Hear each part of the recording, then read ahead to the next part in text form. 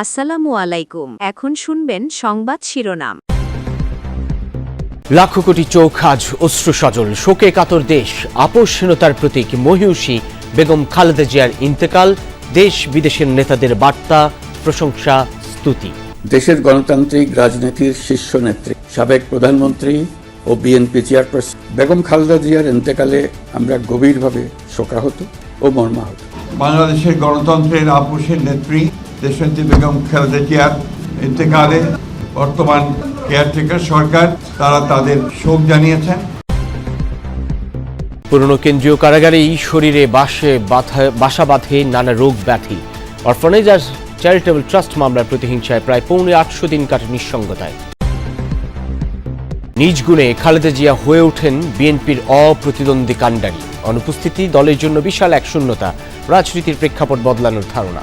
দলের যারা সিনিয়র নেতারা আছেন তাদের ঐক্যের বন্ধনটা টিকিয়ে রেখেছেন খালেদা জিয়া। এই বন্ধনটা আলগা হয়ে যাওয়াটা স্বাভাবিক। আসসালামু আলাইকুম। এতক্ষণ শুনছিলেন সংবাদ শিরোনাম, এখন শুনবেন বিস্তারিত। আপোষের নেত্রী বিএনপি চেয়ারপারসন এবং সাবেক প্রধানমন্ত্রী বেগম খালেদা জিয়া ইন্তেকাল করেছেন। ইন্না লিল্লাহি ওয়া ইন্না ইলাইহি রাজিউন। দলের পক্ষ থেকে জানানো হয়, বেগম খালেদা জিয়া আজ সকাল 6টায় ফজরের ঠিক পরে ইন্তেকাল করেন। তার মৃত্যুর খবর নিশ্চিত করেন ব্যক্তিগত চিকিৎসক, দলের স্থায়ী কমিটির সদস্য doctor AJM Zahid Hossain, medical বোর্ডের প্রধান ডক্টর শাহাবুদ্দিন তালুকদার এবং দলের মহাসচিব মির্জা ফখরুল ইসলাম আলমগীর। সোমবার গভীর রাত পর্যন্ত এভারকেয়ার হাসপাতালে অবস্থানের পর সকালে মায়ের মৃত্যুর পর আবারও হাসপাতালে যান খালেদা জিয়ার জ্যেষ্ঠ সন্তান এবং বিএনপির ভারপ্রাপ্ত চেয়ারম্যান তারেক রহমান।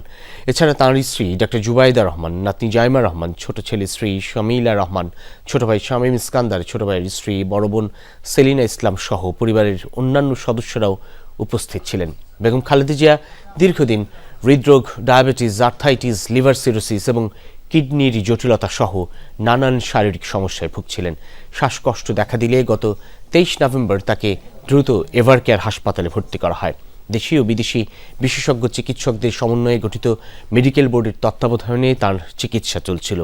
চিকিৎসার জন্য তাকে বিদেশে নেওয়ার উদ্যোগ নেওয়া হয়েছিল, তবে শারীরিক অবস্থা ভালো না থাকায় তার সম্ভব হয়নি। কেবল একটি নাম নয়, খালেদা জিয়া দেশের রাজনীতির মাগ বদলের এক জীবন্ত ইতিহাস। বাংলাদেশের জাতীয় ঐক্যের প্রতীক। একজন সাধারণ গৃহবধূ থেকে হয়ে ওঠেন কোটি মানুষের দেশনেত্রী। স্বৈরাচার পতন আন্দোলনের আপোষহীন নেত্রী থেকে 3 বারের প্রধানমন্ত্রী। তার স্বপ্নে আকাঙ্ক্ষায় ছিল গণতান্ত্রিক এক উদার বাংলাদেশ। লড়াই করেছেন আমৃত্যু। তিনি সন্তানের মা, নেতাকর্মীদের কাছে গণতন্ত্রের মা।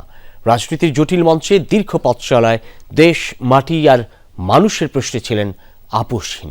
এই রাজতন্ত্র যেভাবে আপনারা চালাচ্ছেন এগুলো বন্ধ করেন। আমরা গণতান্ত্রিক দল নির্বাচনের মাধ্যমে ক্ষমতায় যাওয়া দিয়ে জনগণের ক্ষমতাকে আমরা বিশ্বাস করি। আমরা ক্ষমতায় এসে বানিয়েছি বাংলাদেশকে ইমার্জিং টাইগার। আইন সবার জন্য সমান নয় এবং এটাকে একটা নিরপেক্ষ কোর্ট বলে জনগণের কোর্ট বলে না, এটাকে বলা হয় আওয়ামী কোর্ট। জনগণের ভোটের অধিকার কেড়ে নেওয়া হয়েছে। আমরা জনগণের ভোটের অধিকার ফিরিয়ে আনতে চাই। তাদের একমাত্র লক্ষ্য হলো বিএনপি দমন নীতি।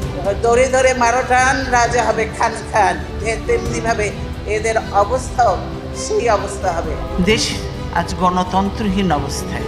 বীরের এই রক্তস্রোত, মায়ের অশ্রুধারা যেন বৃথা না যায়। দেশ ছাড়িয়ে খালেদা জিয়ার ব্যাপ্তি বিশ্ব রাজনীতিতে, কিন্তু বরাবরই তিনি এই সবুজ শ্যামল উর্বর বাংলাদেশের সাধারণ মানুষের নেত্রী। পাহাড় কিংবা সমতল সবখানেই ছিল যার বিচরণ। We emphasize the centrality of women and children in our development strategy. বাংলাদেশের মাটি ব্যবহার করে অন্য দেশের উপরে হামলা করা, আমি আমার মাটিকে কারো ব্যবহার করতে দেব না। আমরা সকলকে বন্ধু হিসাবে দেখতে চাই, কিন্তু কেউ যদি আমাদের বন্ধুর বেশে প্রভু হতে চায় সেটা আমরা কখনো মেনে নেব না। খালেদা জিয়ার মৃত্যুতে 3 দিনের রাষ্ট্রীয় শোক এবং আগামীকাল সাধারণ ছুটি ঘোষণা করেছে সরকার। জাতির উদ্দেশ্যে দেওয়া ভাষণে প্রধান উপদেষ্টা অধ্যাপক মোহাম্মদ ইউনূস বলেন, গণতন্ত্র ও জনগণের অধিকার প্রতিষ্ঠায় তাঁর অসামান্য অবদান ইতিহাসে অম্লান হয়ে থাকবে। শোকের এই সময় দেশবাসীকে ধৈর্য ধরার আহ্বান জানান প্রধান উপদেষ্টা। তিনি শোক সন্তপ্ত পরিবারের প্রতিও সমবেদনা জানান। প্রধান উপদেষ্টা বলেন, খালেদা জিয়ার মৃত্যুতে জাতি এক মহান অভিভাবককে হারিয়েছে। ফ্যাসিবাদের বিরুদ্ধে তার আপোষহীন নেতৃত্ব জাতিকে গণতন্ত্রের পথ দেখিয়েছে, জুগিয়েছে মুক্তির প্রেরণা। তার দীর্ঘ রাজনৈতিক যাত্রা, গণমুখী নেতৃত্ব এবং প্রিয় মাতৃভূমির স্বাধীনতা ও সার্বভৌমত্বকে সমুন্নত রাখতে তার অবিচল ভূমিকা অবিস্মরণীয় হয়ে থাকবে। এমন একজন মহান দূরদর্শী ও নিখাদ দেশপ্রেমিক নেত্রীর শূন্যতা পূরণ হবার নয়। উপদেষ্টা পরিষদের সভা শেষে গণমাধ্যমে কথা বলেন মির্জা ফখরুল ইসলাম আলমগীর। এ সময় তিনি সবাইকে ধৈর্য ধরার আহ্বান জানান। শোক জানিয়েছেন এবং আমাকে আজকে তাদের এই দেশনেত্রীর জানাজা, তার দাফন ও অন্ত্যেষ্টিক্রিয়ার সমস্ত কাজগুলো সুষ্ঠুভাবে সম্পন্ন করার জন্য, কোঅর্ডিনেট করার জন্য তারা আজকে আমাকে আমন্ত্রণ জানিয়েছিলেন। আইন উপদেষ্টা বলেন, খালেদা জিয়াকে উদ্দেশ্য প্রণোদিত ও সাজানো মামলার রায়ে সাজা দেয়া হয়। তার এই মৃত্যুর পেছনে শেখ হাসিনা সরকারের দায় রয়েছে।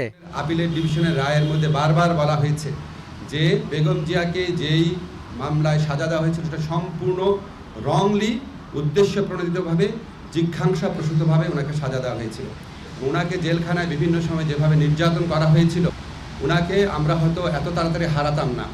আমি ব্যক্তিগতভাবে মনে করি বেগম জিয়ার এই মৃত্যুর পিছনে ফ্যাসিস্ট যে প্রধানমন্ত্রী ছিলেন শেখ হাসিনা এবং ওনার যে সরকার আছে, অবশ্যই তার দায় রয়েছে।